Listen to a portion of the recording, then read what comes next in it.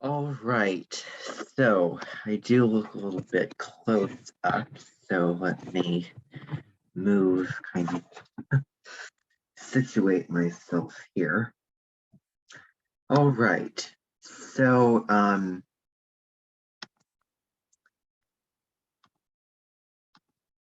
going to be getting into just some more stuff dealing with part 2 of the lunar events for August 2022, because we are talking about a whole month here. So there's a lot of stuff in a single month. And so, the thing that I really wanted to get into first, so this is from the 1st through 15th. So from those 15 days mark the beginning of this month. And so the moon is in a really positive relationship with Saturn. This is happening on August 3rd, 2022.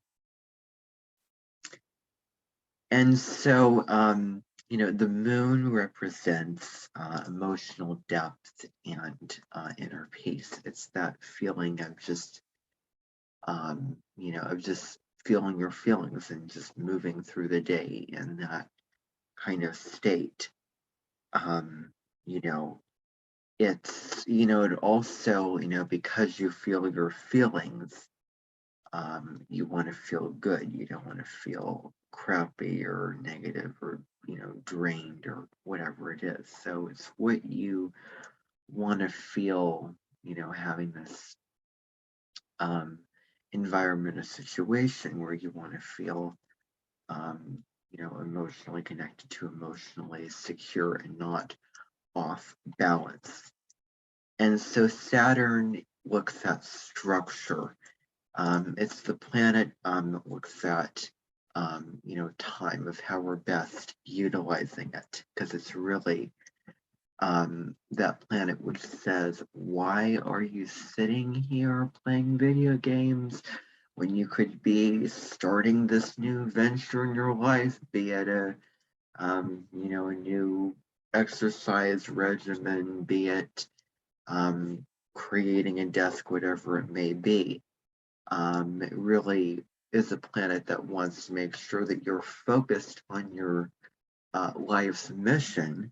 And when you're 29 to 30 years old, 28 to 30 years old, you have a Saturn return. And of course, that's when Saturn returns to the sign and the degrees of that. Well, it's Leo season. Let's make this room a little bit brighter. We're getting kind of dark. Okay, there we go. There's the light. So anyway, Saturn, the Saturn return really is like, are you fulfilling what you're supposed to fulfill? And also just where have you sort of slacked off, and where do you really need to get down to business? So the moon on that day is in Libra, and I have that placement. And moon in Libra, it's very, very important that that the environment is peaceful when the moon is in Libra, especially, for any sign, I think, but, in all the signs, different way, in different forms of peace, like 12 forms of peace. But so, moon in Libra, things need to be peaceful, in tandem.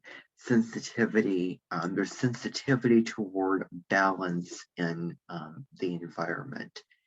If everybody is eating at, the dinner table and everyone is getting the same kind of serving, if, if you're spending time outside during the day and getting that fresh air, but then also coming inside to do your work at your desk and everyone gets his or her fair share of things, and everyone has a chance to shine in that spotlight. Because that's the thing about, Sun and Leo, really, decorating you have to also shine, um, as well with the Leo, because love is taking something else as a part of you, and it really comes from um, your heart, taking something or someone else and having that really um, just wonderful sense of pride with Leo.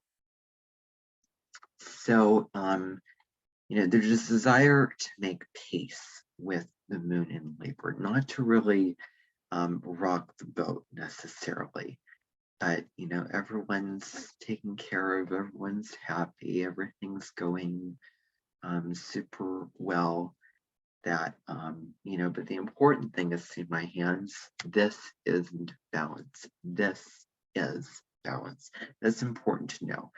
And it's cardinal air. It when the sun transits through Libra, it is, and it falls through that out there. Even though I'm not, negative when it comes to speaking about astrology, but it is cardinal fall.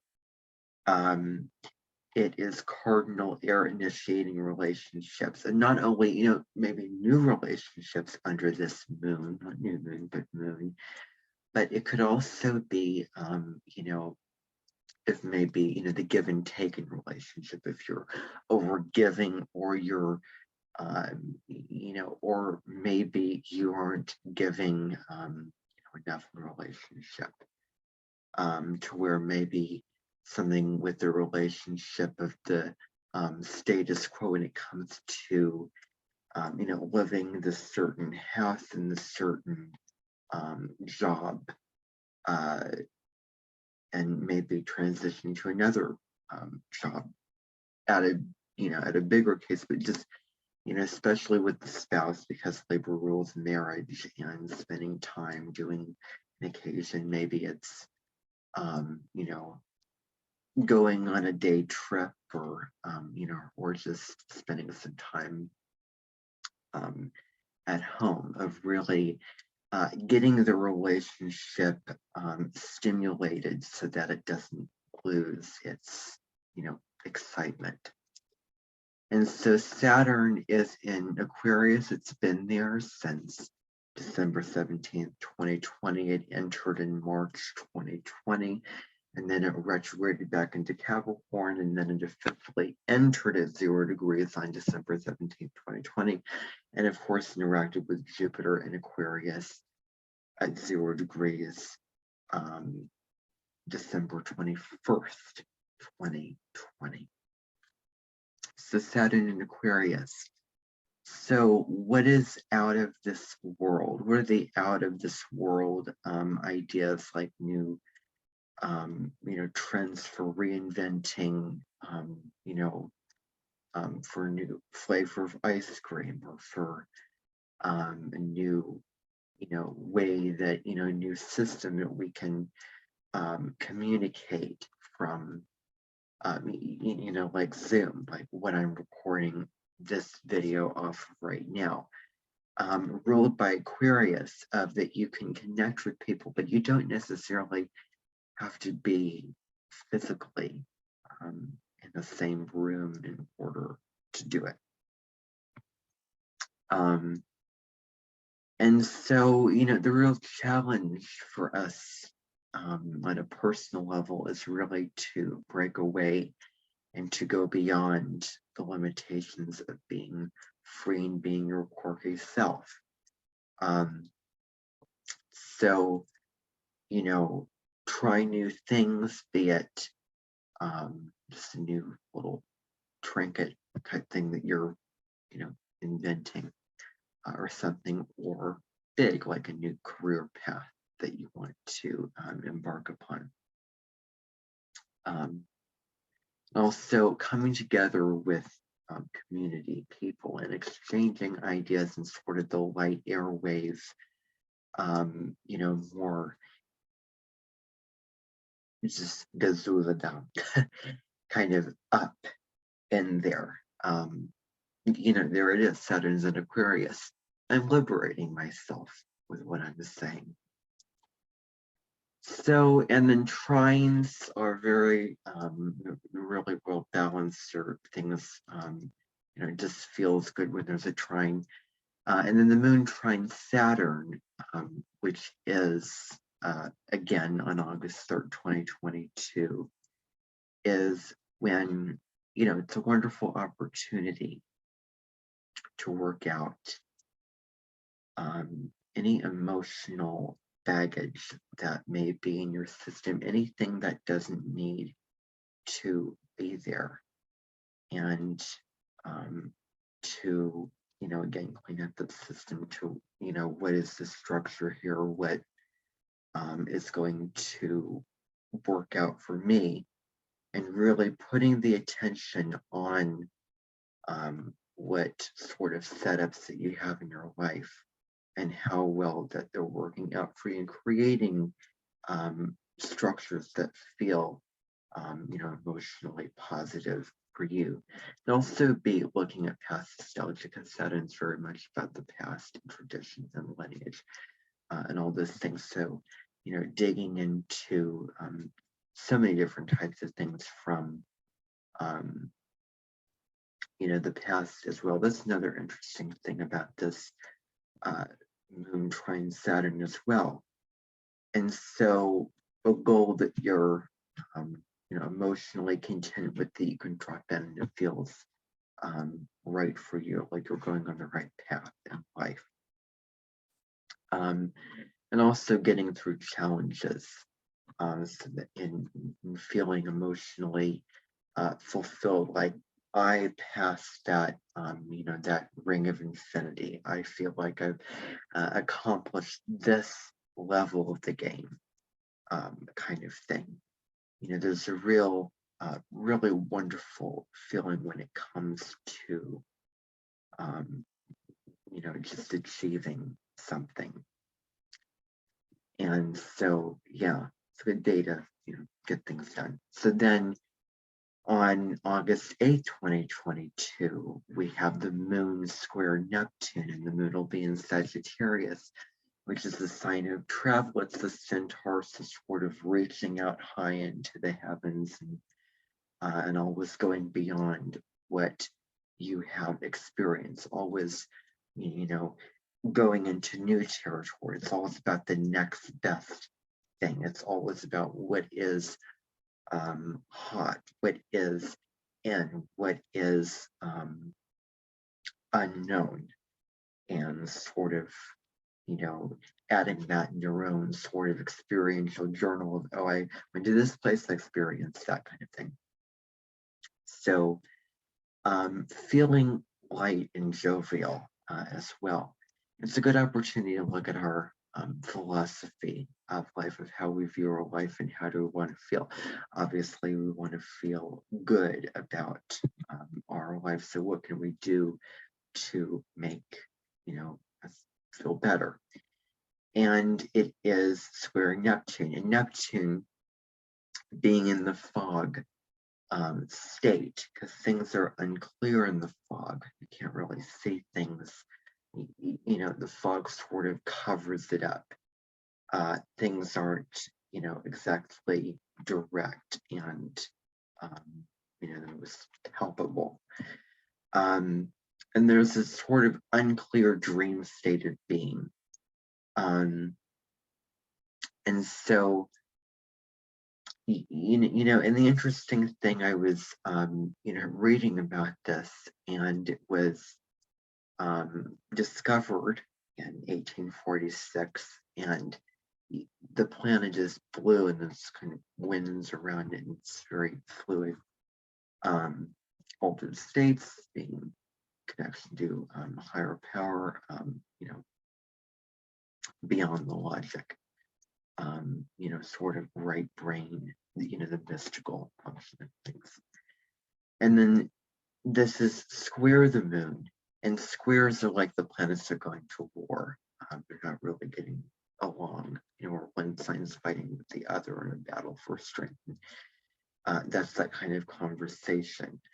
But, in terms of relationships, there has to be that kind of conflict in order to sort of, do this sort of create that watery opening, to walk through to a door to the next chapter. Things have to come to the surface and get cleared out for the next great thing. And it's important. As the moon square Neptune, this could be, you might feel like you want to escape to dream states, really feeling sort of this out of this world hypersensitivity, like you don't really want to be here, and you want to go to another fantasy land. It's wonderful for meditating and really, and really using your imagination and picturing that new world. And so, the other thing is, don't get caught up in the worldly illusions of things that look unclear. Really examine, what you're doing and what you're taking in mentally, emotionally, and, see if it's right for you. See if it's actually, if the ad is what it says, if the title, the picture of the movie, is actually what what the movie is. Like, Day of the Diesels, Thomas and Friends showed the front picture of that movie. For those Thomas and Friends fans, I used to be big into that when I was little. It showed Thomas on the picture of the movie Day of the Diesels, but the story really was about Percy. So that's sort of that false advertising, and I'm already sort of against that. So anyway, that is other moon aspects going on the first half of August 2022. Thanks for watching. Bye.